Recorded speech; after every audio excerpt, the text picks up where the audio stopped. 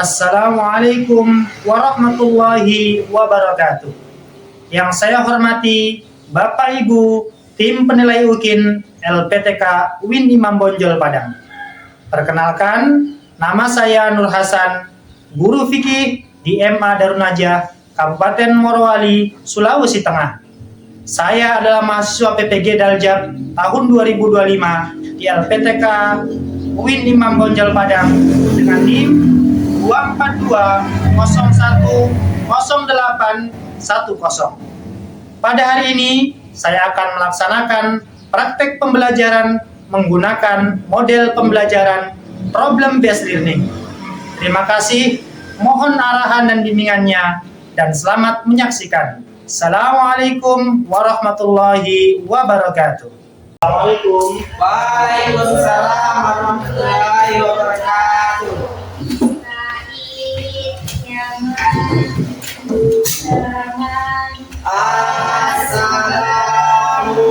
Assalamualaikum warahmatullahi wabarakatuh. Waalaikumsalam warahmatullahi wabarakatuh.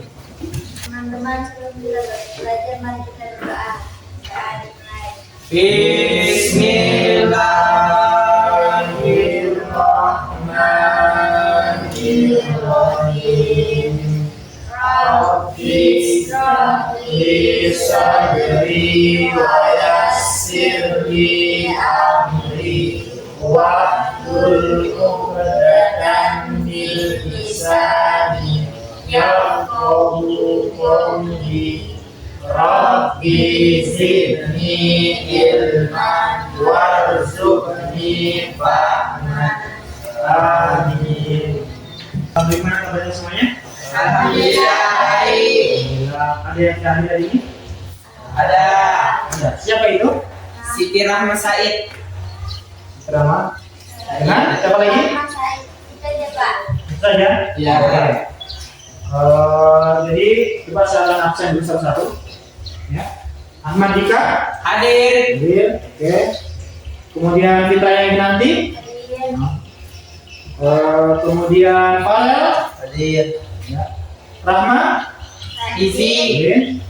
Kemudian Tiara, Hadir. Zainab Putri, Hadir. Tasya, Sila, Hadir. kemudian Avandi. Hadir. Oh iya. Oke, berarti hadir semuanya kecuali satu orang ya. Ya. Ini Rasulullah SAW itu pernah bersabda, ya, man arada dunya fa alaihi bil ilmi. Atau Rasulullah SAW, man arada dunya, siapa yang ingin Mengejar dunia. ya dunia fa alaihi bil ilmi. Maka ilmu. maka harus mencari Ilmu. maka sudah ilmu, harus mencari ilmu. Wa man arada al akhirah, dan siapa yang ingin akhirat, maka apa kata Rasul? Fa alaihi bil ilmi, maka juga dengan ilmu. Dan yang paling terpenting yang ketiga, ya, wa man aradahuma, barang siapa yang ingin kedua-duanya, apa kata Rasulullah SAW? Fa alaihi bil ilmi, maka barang siapa yang ingin dunia, ingin juga sukses di akhirat, maka harus dengan ilmu.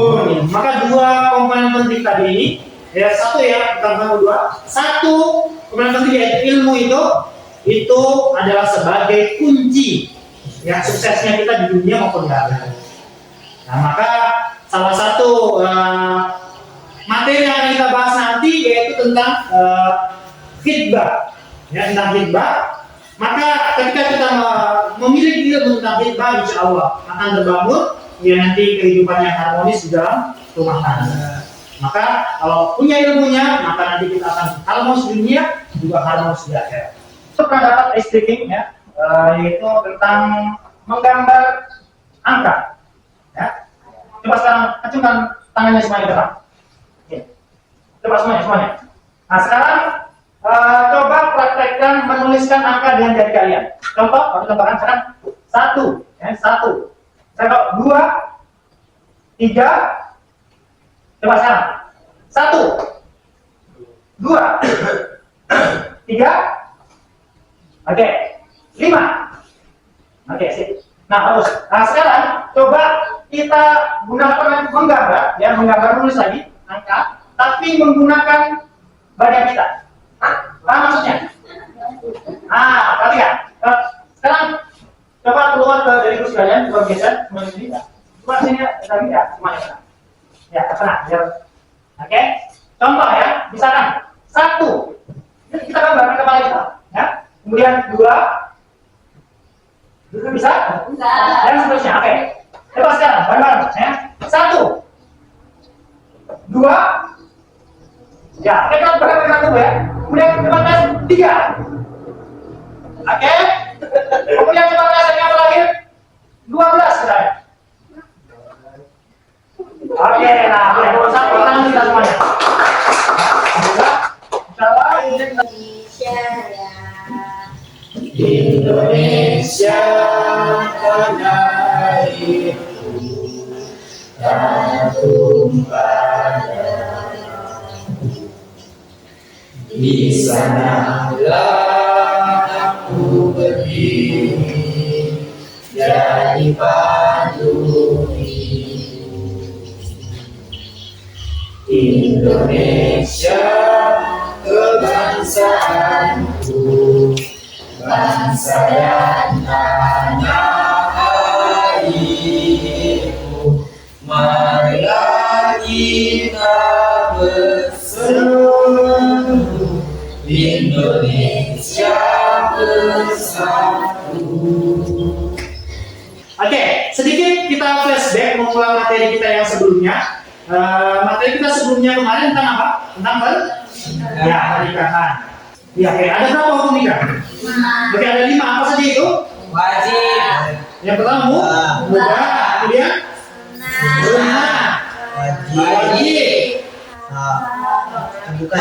makruh, yang terakhir Haram. Oke. Satu pertanyaan aja. Kapan seseorang itu, kapan hukum nikah itu menjadi wajib? Ada yang tahu?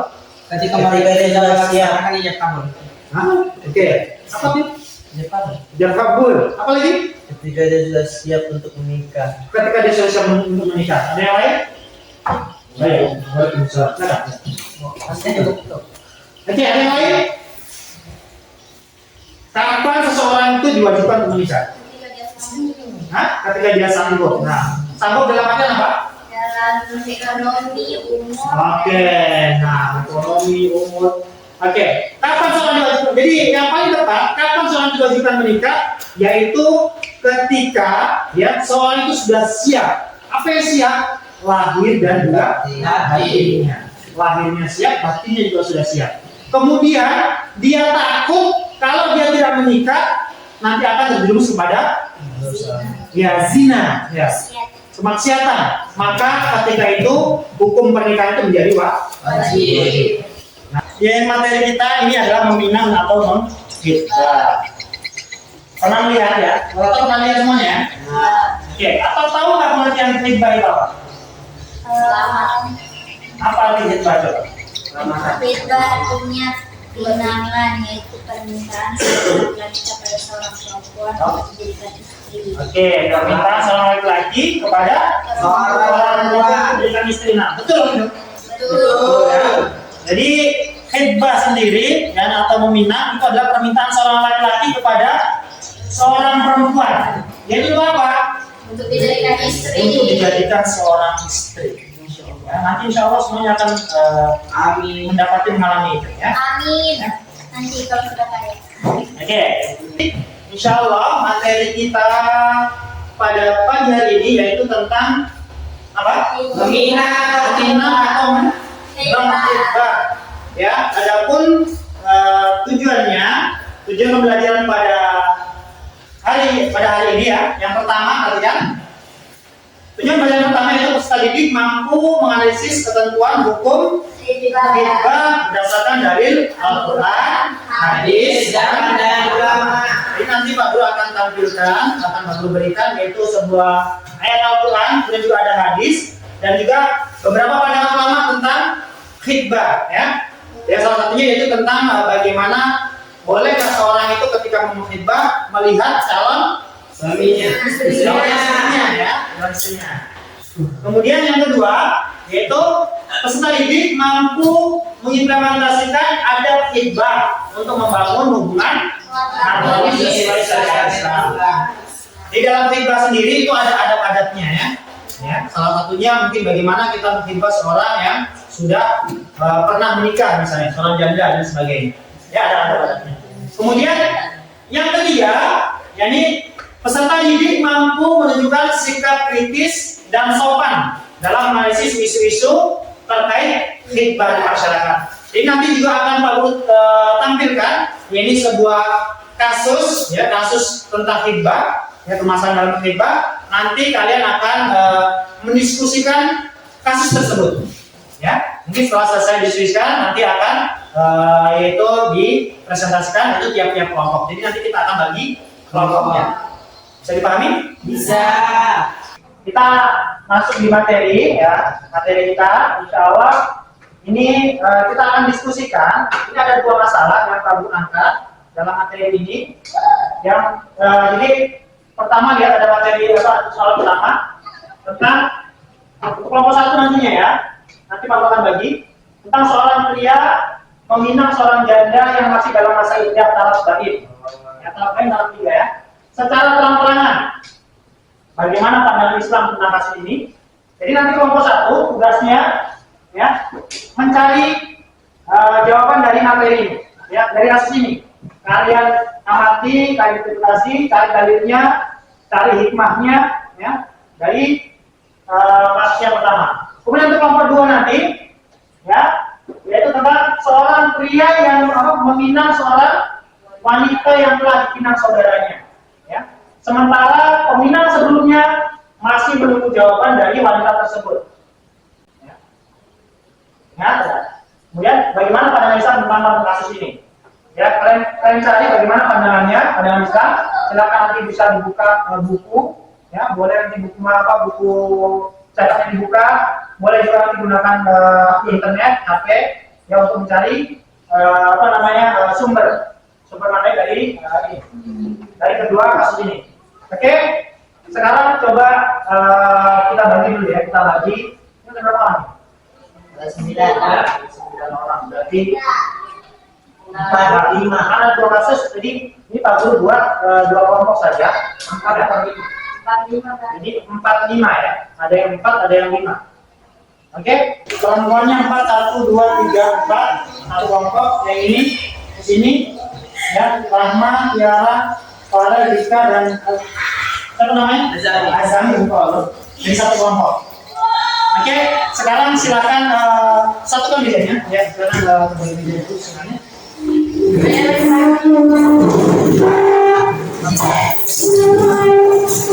Oke, Pak Guru memberikan data PD-nya ya, data PD untuk materi ini. Materi semuanya.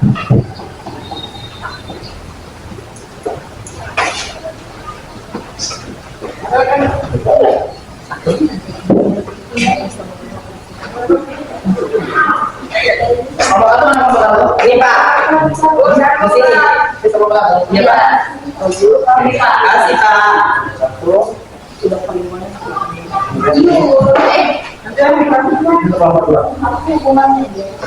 Oke.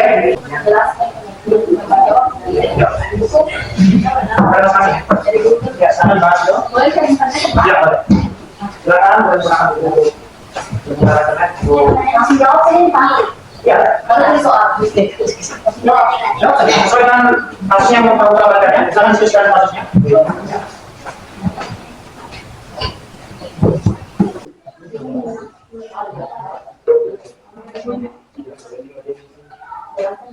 Jangan lupa untuk pengertiannya, kemudian ya tujuan, ada kita, hubungannya dengan kasusnya. tapi ini soal Pak, kalau punya anak, Kita akan bisa cari soalnya kan Pak.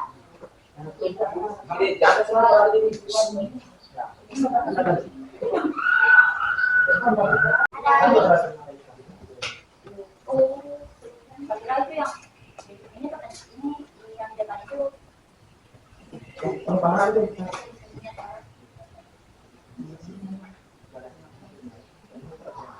sekarang saya minta untuk kelompok 1 mempresentasikan hasil dari diskusinya, yaitu tentang kasus seorang pria yang meminang seorang janda yang masih dalam masa iddah talak bain secara terang-terangan. Ya. Kepada kelompok satu, ya saya persilakan, ya silakan. Assalamualaikum warahmatullahi wabarakatuh. Waalaikumsalam warahmatullahi wabarakatuh. Kami dari kelompok 1 akan mempresentasikan hasil diskusi kami tentang seorang pria meminang seorang janda yang masih dalam masa iddah talak bain secara terang-terangan. Iddah adalah masa tunggu yang wajib dijalani oleh seorang wanita setelah perceraian atau wafatnya suami, sebelum ia boleh menikah lagi. Tujuan iddah antara lain menjaga kehormatan wanita, memastikan tidak ada kehamilan, dan menjaga masa evaluasi dan keterangan pasca perceraian. Dalam konteks perceraian, iddah terbagi menjadi 2, talak raj'i dan talak bain. Talak raj'i adalah talak yang masih memungkinkan rujuk tanpa akad baru selama masa iddah. Adapun talak bain, yaitu talak yang tidak bisa dirujuk, hanya bisa menikah kembali dengan akad baru. Adapun hukum meminang wanita dalam masa iddah, yaitu Islam melarang meminang secara terang-terangan wanita yang sedang dalam masa iddah, baik iddah talak raj'i maupun bain. Namun, dalam iddah wafat atau talak bain boleh menyampaikan sindiran lamaran dan bukan secara eksplisit. Dalilnya yaitu, dan tidak ada yang artinya, dan tidak ada dosa bagi kamu meminang wanita-wanita itu dengan sindiran selama mereka masih dalam iddahnya. Quran surah Al-Baqarah ayat 235. Kemudian, seorang pria melamar secara terang-terangan seorang janda yang sedang iddah talak bain. Ini tidak dibenarkan dalam Islam, walaupun talak bain memungkinkan pernikahan ulang. Lamaran hanya boleh disampaikan secara sindiran sampai masa iddah berakhir. Lamaran terang-terangan adalah haram karena belum selesai masa suci wanita tersebut dari ikatan sebelumnya. Adapun hikmah larangan yaitu menghormati batasan syariat, menjaga emosi dan kondisi psikologis wanita, dan mencegah terjadinya fitnah dan konflik sosial. Adapun kesimpulan dari soal tadi tentang seorang pria meminang seorang janda yang masih dalam masa iddah talak bain secara terang-terangan, yaitu Islam melarang meminang secara terang-terangan wanita yang masih dalam masa iddah talak bain. Jika ingin menikahinya, pria tersebut harus menunggu hingga masa iddah selesai, lalu meminangnya dengan cara yang sah menurut syariat. Sekian itu yang dapat saya presentasikan. Kurang dan lebihnya mohon dimaafkan. Assalamualaikum warahmatullahi wabarakatuh. Waalaikumsalam. Beri aplaus untuk kelompok 1. Kemudian saya persilakan untuk kelompok 2 ya, untuk bertanya. Siapa tahu mungkin ada hal yang mengganjal, mungkin tidak dipahami dari presentasinya tadi. Silakan boleh tanyakan. Oke, saya persilakan kelompok 2. Masih berdiri Kak? Duduk boleh. Ya, yang mau bertanya jangan berdiri ya. Yang bertanya jangan berdiri. Berdiri. Ya. Ya, ucapan salam. Assalamualaikum warahmatullahi wabarakatuh. Waalaikumsalam warahmatullahi wabarakatuh. Tanya, bagaimana kalau misalkan ini kan sudah diumumkan begini? Ini kan laki-laki mau meminang itu janda, tapi itu janda dalam masa iddah. Tapi ini kondisinya laki-laki tidak tahu kalau itu perempuan dalam masa iddah. Ada lagi? Itu saja. Ada lagi? Oke, ya. Siapa tahu dari perwakilan kelompok atau siapa yang mau mewakili? Apa? Semua. Diri. Siapa mewakili? Rasa sindrom Ya, sana. Jangan di, ya. Seperti itu. Iya, berdiri kan. Kita jawabannya. Saya akan menjawab pertanyaan dari kelompok 2 yang ada yang pertanyaannya tadi tentang bagaimana hukum hukumnya kan? Hukumnya seorang laki-laki yang ingin meminang perempuan yang sedang masa iddah tapi dia tidak tahu. Iya. Iya, gitu kan? Saya akan menjawab, yaitu hukumnya tetap tidak sah walaupun dia tidak tahu, karena dalam Islam masa iddah adalah periode waktu tertentu bagi seorang perempuan yang sedang menjalani masa perceraian atau ditinggal mati oleh suaminya. Jadi tetap hukumnya tidak sah walaupun dia tidak tahu. Jadi ketika mereka berhubungan itu haram karena pernikahannya mereka itu tidak sah. Kita walaupun dia tidak tahu harus dikasih tahu. Ya, betul. Nah, jadi saya menjawab sedikit. Jadi kan inti dari pertanyaannya adalah ini si laki-laki tidak mengetahui bahwa ternyata si seorang janda tadi masih dalam masa iddah ya. Maka ketika itu tidak ada dosa bagi si pelamar tadi. Kenapa? Yang pertama karena dia tidak mengetahui. Ya. Tapi kalau dia tahu, maka berarti melanggar syariat Islam, kalau itu dosa. Tapi karena tidak tahu, maka tidak berdosa. Akan tetapi hasil dari pinangannya tadi itu tidak sah. Ya. Maka si perempuan tadi wajib hukumnya menyampaikan kepada si pihak pelamar si laki-laki tadi itu bahwa dirinya masih dalam masa dalam masa tunggu. Ya. Nah, nanti setelah mungkin masa tunggunya masa iddahnya habis, maka bolehlah nanti seorang laki-laki itu untuk melamarnya kembali. Seorang mukmin tidak boleh meminang atas pinangan saudaranya sampai pinang itu ditinggalkan atau diizinkan oleh peminang sebelumnya. Hadis riwayat Muslim dan Bukhari. Artinya selama wanita belum menolak pinangan pertama, pinangan kedua tidak dibenarkan. Jika pinangan pertama telah ditolak atau dicabut, maka pinangan lain dibolehkan. Hikmah dari larangan ini menjaga ukhuwah atau persaudaraan antara sesama muslim, menghindari permusuhan dan perselisihan, dan memberikan kesempatan yang adil kepada pihak yang terlebih dahulu menyatakan kasih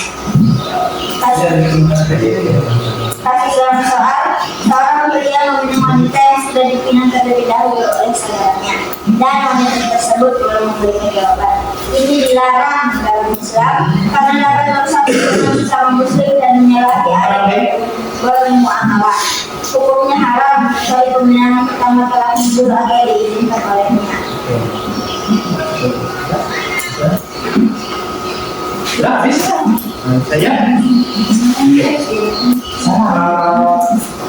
Sekian dari kelompok kami. Wassalamualaikum warahmatullahi Waalaikumsalam. Ya, tadi presentasi dari kelompok 2. Mungkin dari kelompok 1 ingin bertanya atau ada dari Pak Ali dari penjelasannya tadi.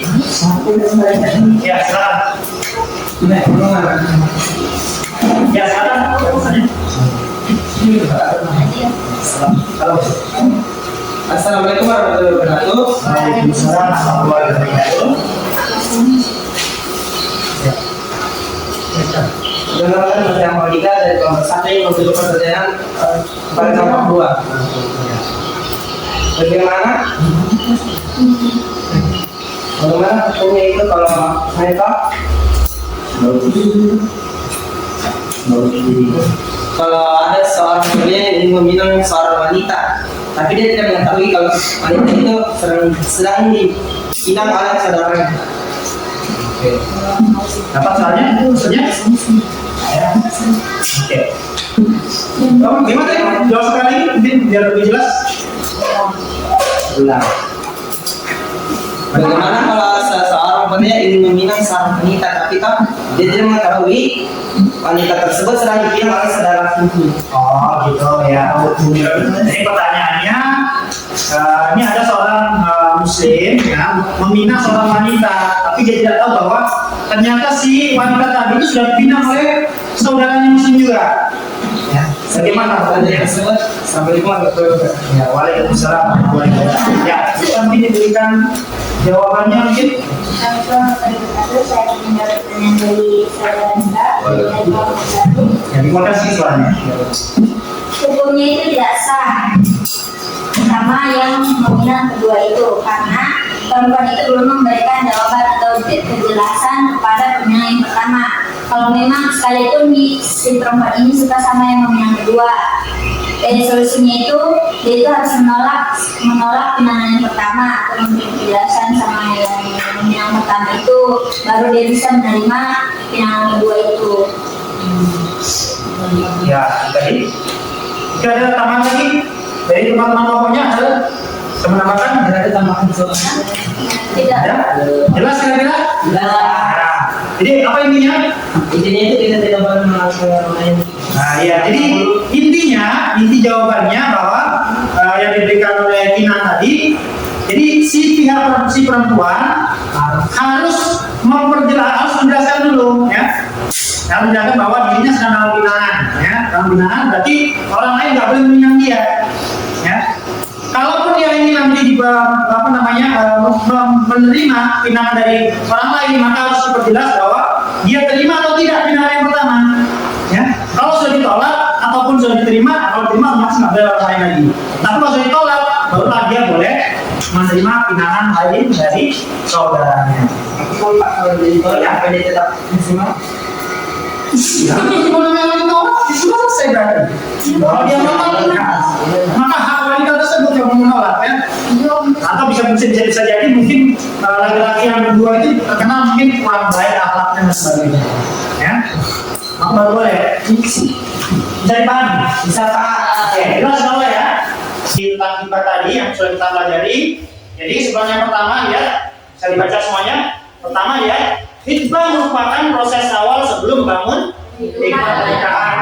Sehingga dengan adanya proses yang diharapkan pasangan tersebut dapat menjadi warga yang sakinah dan taat kepada Allah Subhanahu wa Ta'ala. Itu sebelum pertama. Kemudian yang kedua, melalui proses hibah yang sesuai syariat, kedua belah pihak dapat saling mengenal, mempertimbangkan kesiapan diri dan membangun komitmen bersama sebelum melakukan jenjang pernikahan. Jadi hibah itu sendiri itu adalah awal dari pembukaan sebelum pernikahan. Jadi belum nikah ya, belum sah. Jadi jangan dianggap nanti sudah dihibah sudah sah, sudah boleh dibawa kemanapun. Nah ini yang jadi masalah, ya nggak boleh. Oke, kemudian yang terakhir, yakni sebagai bekal dalam rumah tangga yang harmonis, Islam telah memberikan panduan dan doa yang dapat diamalkan. Ya. Memohon petunjuk Allah Subhanahu wa Ta'ala dan mohon pelajaran dalam proses hibah dan pernikahan menjadi kunci utama dalam meraih kebaikan rumah tangga. Jadi diusahakan ya setelah melakukan hibah jangan terlalu lama ya seperti Pak Bupati sampaikan tadi. Jadi nggak boleh menunggu terlalu lama. Jangan nanti antara proses pinangan dan juga akad itu terlalu lama. Misalnya di bulan 1 dilamar, dipinang atau dihibah, nanti acaranya akadnya di bulan 12 misalnya. Nah, maka potensi untuk gagal dan juga potensi kemaksiatan yang di sini tadi itu sangat besar, ya. Karena banyak orang beranggapan kalau sudah dihibah, sudah halal ya, sudah boleh dibawa manapun.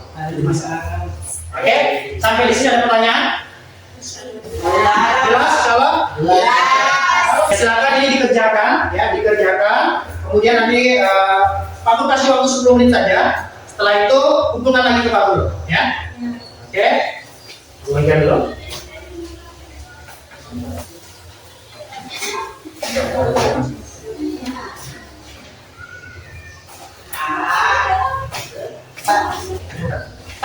Pak, sampai C. Ya, sampai C. Oke.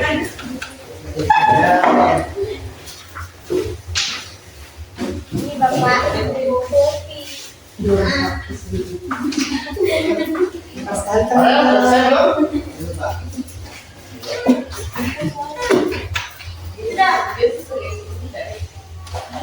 Apa yang selesai?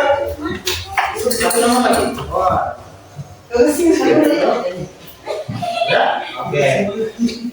Ya.